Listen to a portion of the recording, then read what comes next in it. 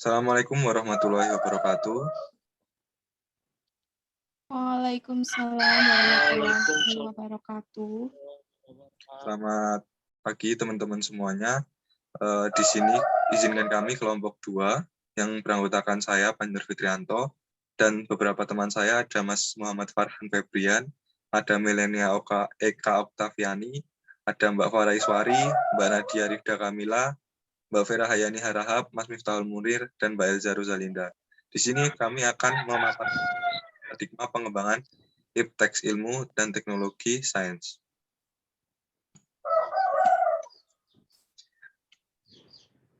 Secara garis besar, berdasarkan tinjauan ideologi, terdapat 3 jenis paradigma pengembangan ilmu pengetahuan dan teknologi atau ipteks, yaitu adanya paradigma sekuler, sosial, dan Islam. Nanti kita akan membahas mengenai paradigma Islam. Tapi sebelum itu, kita akan memahami terlebih dahulu apa itu paradigma sekuler, sosialis, dan Islam.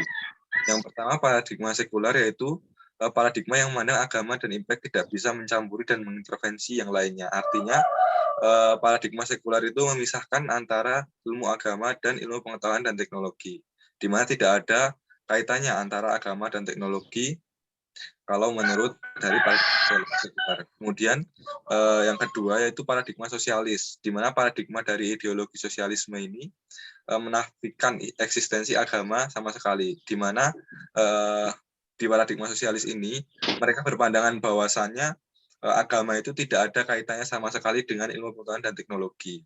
Ini lebih ekstrim lagi daripada yang paradigma sekuler tadi. Kemudian di sini inti yang akan nanti kita bahas yaitu mengenai paradigma Islam, di mana paradigma Islam ini memandang bahwa agama adalah dasar dan pengatur kehidupan. Artinya apa?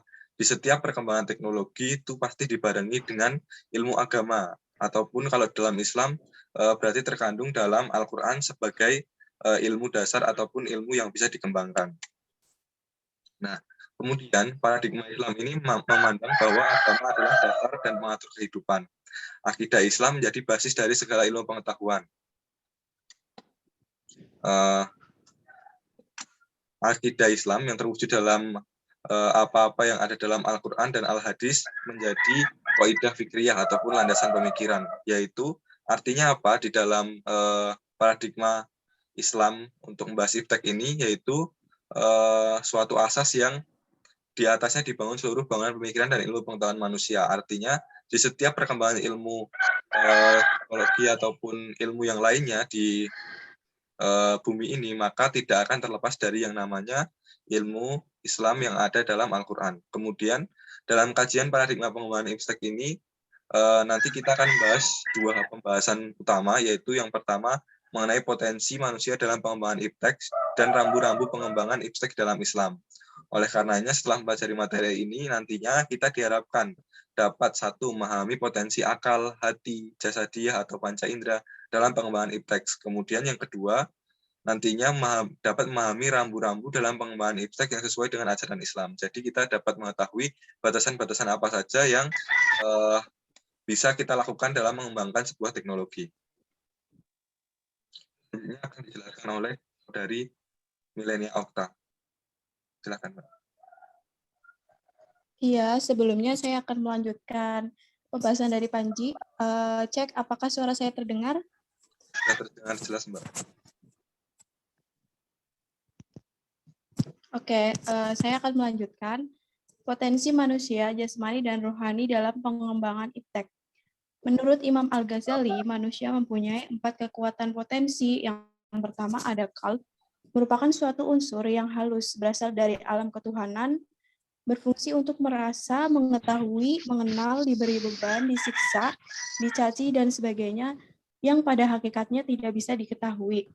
Nah, jadi kalbu itu merupakan bentuk masdar dari akar kalabu, yaklibu, atau kalban, atau dengan kata lain, kalbu itu diartikan dengan hati, jantung, dan akal, sehingga seseorang akan merasa, mengetahui, dan mengenal. Nah, saya mengambil dari salah satu hadis riwayat Bukhari dan Muslim. A'udzubillahi minasyaitonirrajim. Bismillahirrahmanirrahim. Ala wa inna fi jasadi madfatan idza salahat salahal jasadu kullu wa idza fasadat fasadal jasadu kullu. Ala wahyal qalb. Ketahuilah, sungguh di dalam tubuh itu ada segumpal daging. Jika daging tersebut baik, baiklah seluruh tubuh. Jika rusak, rusaklah seluruh tubuh. Ketahuilah, segumpal daging itu adalah kalbu atau jantung. Nah, jadi dari hadis riwayat Al-Bukhari dan Muslim ini, lebih tepatnya itu, kalbu itu biasanya diartikan hati, tapi lebih tepatnya itu adalah jantung. Yang kedua ada ruh, yaitu sesuatu yang halus yang berfungsi untuk mengetahui tentang sesuatu dan merasa.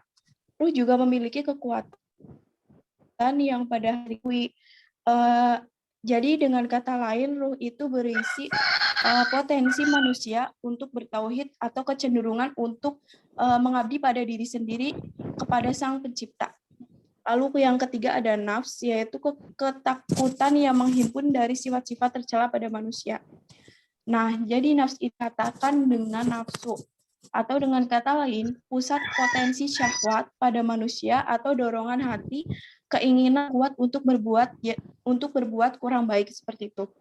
Lalu yang terakhir ada aql, yaitu pengetahuan tentang hakikat keadaan, maka akal ibarat sifat-sifat ilmu yang tempatnya di hati. Al-Ghazali. Sumber ilmu selain wahyu dalam epistemologi Islam ada akal dan kalbu kalb. Jadi akal itu adalah atau bagaimana nantinya kita memperoleh ilmu dengan berpikir, merasakan, dan bertindak. Next.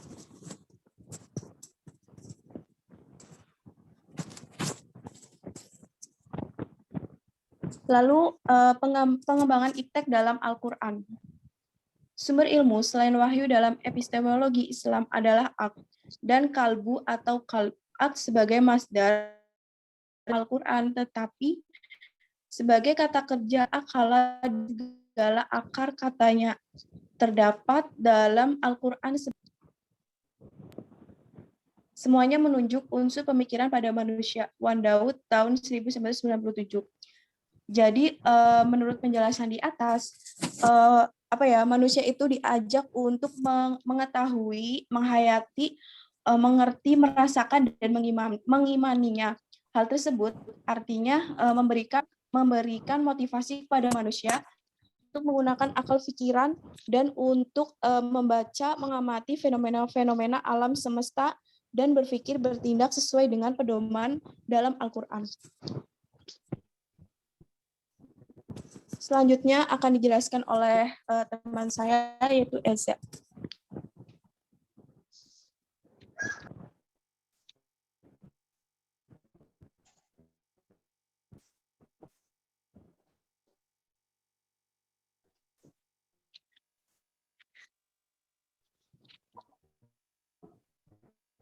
Mohon maaf Mbak Elza, itu masih belum di-unmute. Suaranya belum terdengar.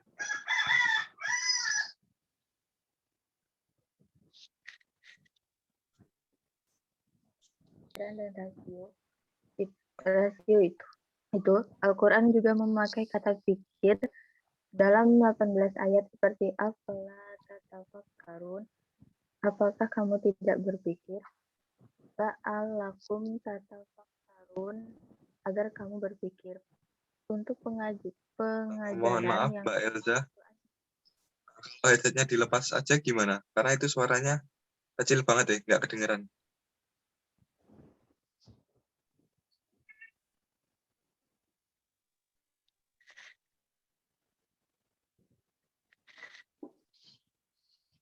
Ya, coba tes suara dulu sebentar.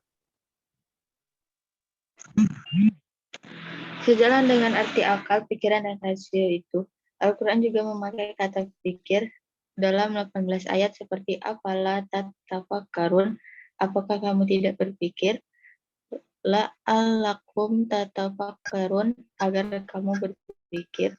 Untuk pengajaran yang sama, Al-Quran juga menggunakan istilah dabbara, memperhatikan, nazhara, nalar atau penalaran, memperhatikan dengan pikiran rasio sampai kepada penelitian secara ilmiah.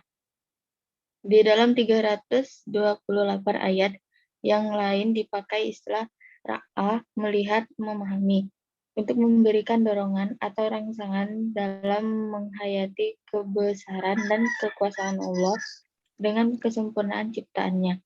Melalui ayat-ayat ini, manusia diajak mengetahui, menghayati, mengerti, merasakan, dan akhirnya mengimani. Setelah iman menjelma, karena terus-menerus diulang dan setiap ulangan bervariasi konteks serta bentuk masing-masing, maka diharapkan manusia tunduk berserah diri sepenuhnya kepada Allah SWT. Trianto 2007. Berdasarkan ayat-ayat tersebut di atas, Al-Quran memberikan motivasi agar manusia menggunakan akal pikiran untuk membaca dan mengamati fenomena alam semesta. Hal ini karena merupakan rahmat Allah yang paling besar di samping petunjuk agama yang dilimpahkan kepada manusia. Kailani 1992. Melalui akal manusia inilah manusia menghasilkan iptek yang super canggih. Dengan demikian, Al-Quran adalah inspirator bagi ilmuwan. Hal ini dikarenakan bahwa dalam Al-Quran terkandung teks-teks atau ayat-ayat yang mendorong manusia untuk melihat, memandang, berpikir, serta mencermati fenomena-fenomena alam semesta ciptaan Tuhan yang menarik untuk diselidiki, diteliti, dan dikembangkan.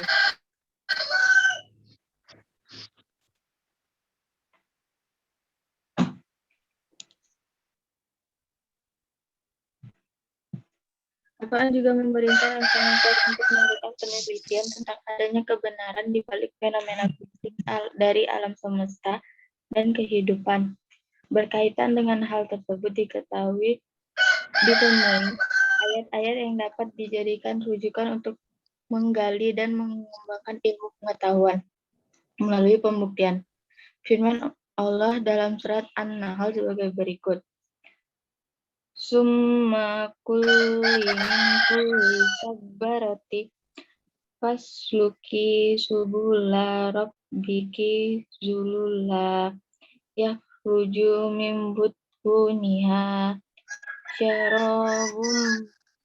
syarabum mikhtalifun alwanuhu fihi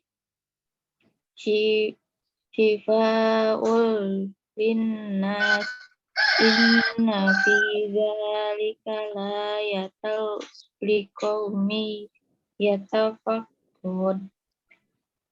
Artinya, kemudian makanlah dari tiap-tiap macam buah-buahan dan tempuhlah jalan Tuhanmu yang telah dimudahkan bagimu. Dari perut lebah itu keluar minuman madu yang bermacam-macam warnanya. Di dalamnya terdapat obat yang menyembuhkan bagi manusia. Sesungguhnya pada yang demikian itu benar-benar terdapat tanda kebesaran Tuhan bagi orang-orang yang memikirkan. Untuk memahami ayat di atas, menurut Trianto 2007, tidaklah cukup dengan hanya mengadakan pemahaman secara bahasa saja, melainkan memerlukan penelitian dan eksperimen, yaitu untuk mengetahui zat apakah yang terkandung dalam madu yang keluar dari perut lebah dan penyakit apa saja yang dapat disembuhkan oleh zat tersebut. Berdasarkan kajian secara eksperimental, terbukti dalam madu terkandung zat gula buah-buahan fruktosa, yaitu jenis gula yang paling manis, dan gula anggur glukosa, yaitu jenis gula terpenting bagi manusia. Selain itu juga terdapat unit-unit zat sederhana untuk membentuk energi pada semua makhluk hidup. Di dalam madu juga terkandung protein yang disebut glycoprotein yang berguna untuk 3 hal, yaitu membentuk pembantu organ tubuh atau enzim, menyusun bermacam-macam hormon dan membentuk zat-zat pelawan bibit penyakit. Kailani 1992. Arti dari contoh kandungan madu dapat kita ketahui dari Al-Quran. Artinya dalam pengembangan iptek secara dasar, Al-Quran merupakan sumber utama atau acuan dasar dalam pengembangannya.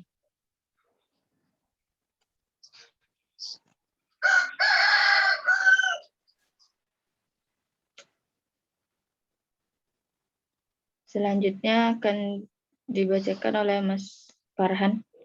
Oke, terima kasih atas waktunya. Selanjutnya, rambu-rambu pengembangan iptek dalam Al-Quran dan hadis.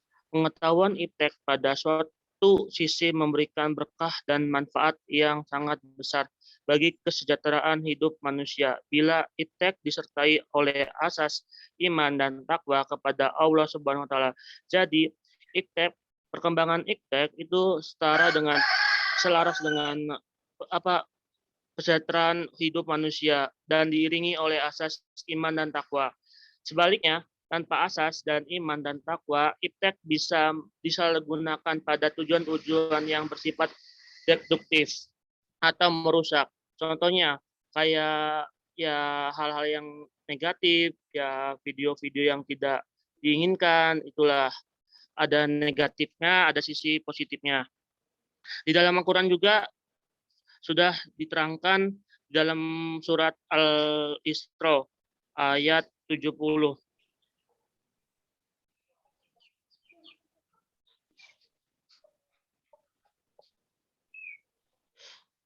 Walaqad karamna bani adamma wa hamalnal hamul fil bari wal bahri warzaqnahum fitma thayyibati fa fawaddahnahum ala kasirim mimma man khalaqna tafdila. Artinya, dan sesungguhnya telah kami muliakan anak-anak Adam, kami angkut mereka di daratan maupun lautan, kami beri mereka rezeki dari yang baik-baik, kebanyakan makhluk yang kami ciptakan.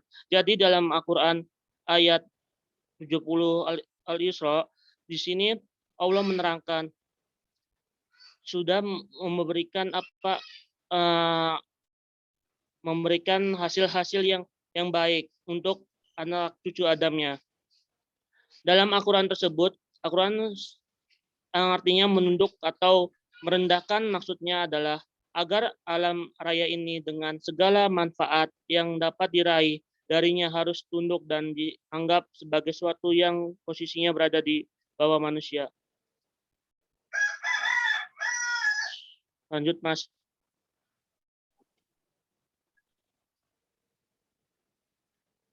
Ya, di sini juga rambu-rambu tersebut diantaranya diuraikan sebagai berikut. 1.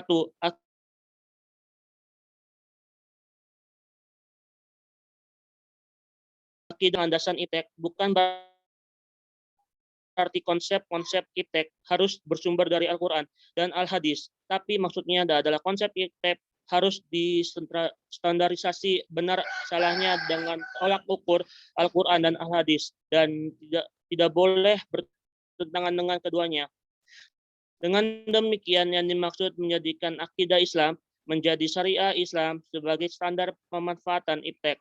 Ketentuan halal haram hukum syariah Islam wajib dijadikan tolak ukur dalam pemanfaatan iptek. Bagaimanapun juga bentuknya, iptek yang boleh dimanfaatkan adalah yang telah dihalalkan oleh syariat Islam. Sedangkan iptek yang tidak boleh dimanfaatkan adalah yang telah diharamkan syariat Islam. Sudah. Oke, terima kasih Mas Farhan. Selanjutnya dilanjutkan oleh Mas Miftahul Munir.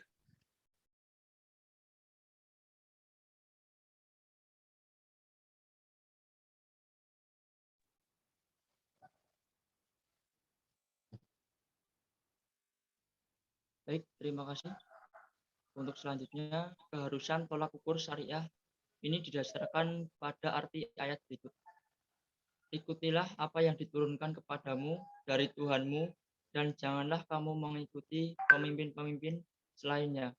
Amat sedikitlah kamu mengambil pelajaran daripadanya. Quran Surat Al-A'raf ayat ketiga.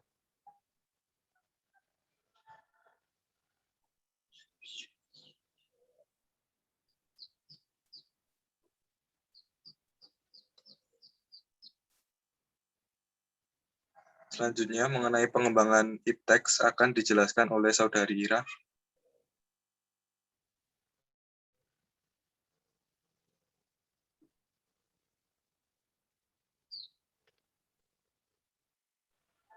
Pengembangan iptek semata-mata untuk mencari ridhaan Allah. Di sini dalam pengembangan iptek, umat Islam hendaknya memiliki dasar dan motif bahwa mereka lakukan tersebut adalah untuk memperoleh kemakmuran dan kesejahteraan di dunia, di mana sebagai jembatan untuk mencari ridhaan Allah sehingga terwujud kebahagiaan di dunia dan di akhirat. Allah berfirman dalam surat Al-Baqarah ayat 5.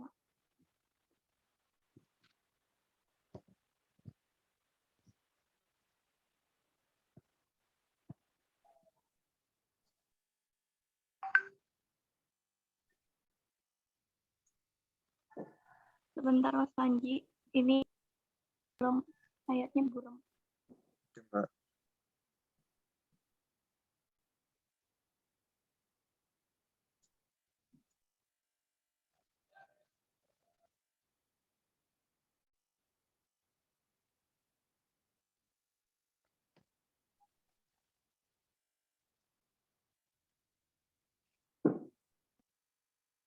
Lalu Mbak Ira, gimana?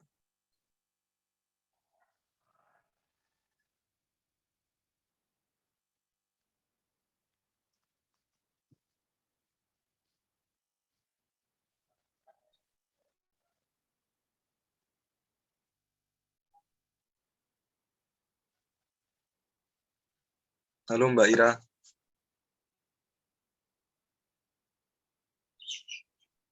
Ya Mas Panji, sebentar.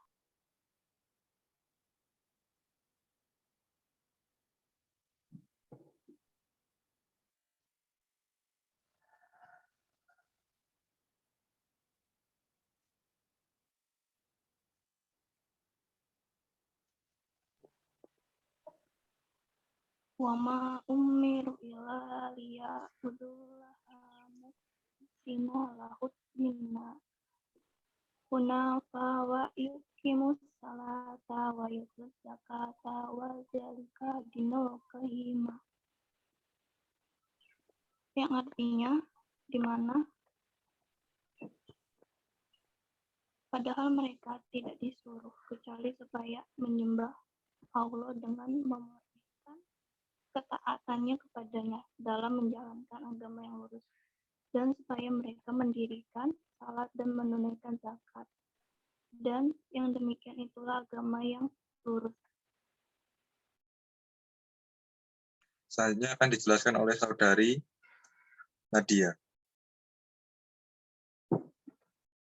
Silakan Mbak Nadia. Oke, sebelumnya suaranya terdengar ya, Mas? Mohon maaf, suara Mbak Nadia kurang keras, Mbak.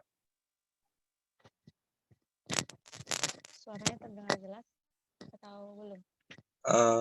Kurang keras, Mbak. Kayaknya headsetnya mending nggak usah pakai headset.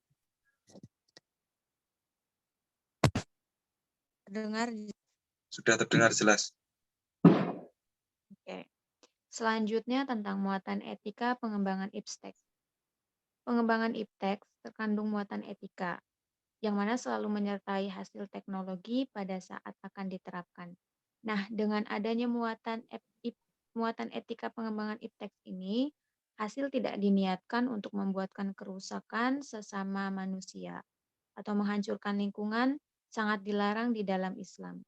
Jadi, teknologi bukan sesuatu yang bebas nilai. Makanya ada muatan etika pengembangan iptek. Demikian pula penyalahgunaan teknologi merupakan perbuatan zolim yang tidak disukai Allah. Dan ini terkandung juga dalam firman-Nya pada surat Al-Ghasas ayat 77. A'udzubillahi minasyaitonirrajim. Bismillahirrahmanirrahim. Wattaqi fima atakallahu ad-daral akhirata wala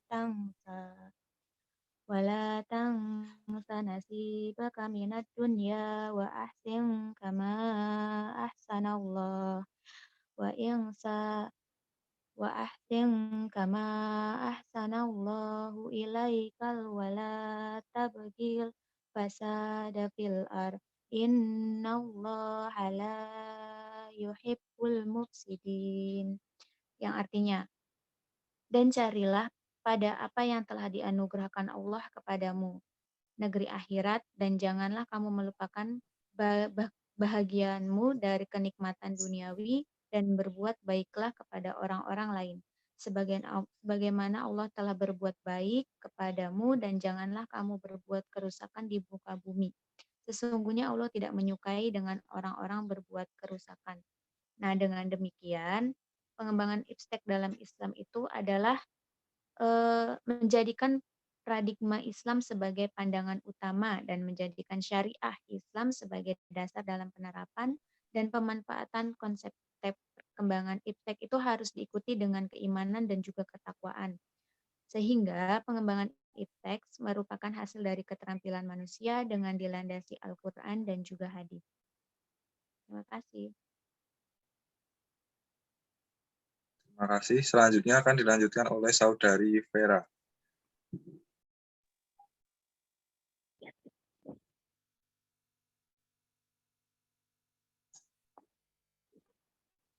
Selanjutnya, kesimpulan. Potensi akal pikiran dalam pengembangan iptek berfungsi untuk membaca dan mengamati fenomena-fenomena alam semesta.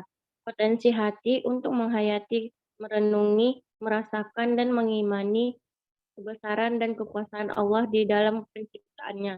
Sementara potensi ijazadiyah atau fisik diibaratkan sebagai tentara kalbu yang disebar ke dunia fisik sensual dan beroperasi di wilayahnya masing-masing, dan laporannya berguna bagi akal.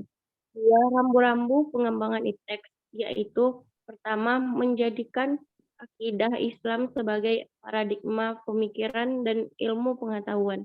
Kedua, menjadikan syariah Islam sebagai standar penggunaan iptek. Dan ketiga, pengembangan iptek terkandung muatan etika yang selalu menyertai hasil teknologi pada saat akan diterapkan. Baik, terima kasih. Jadi itu tadi teman-teman semua terkait pembahasan mengenai paradigma pengembangan ilmu pengetahuan dan teknologi dan sains menurut Islam. Di sini nanti teman-teman boleh berdiskusi di kolom komentar ataupun melalui grup WhatsApp. Sekian dari kami, kurang dan lebihnya kami mohon maaf. Wassalamualaikum warahmatullahi wabarakatuh. Waalaikumsalam warahmatullahi wabarakatuh. Warahmatullahi wabarakatuh.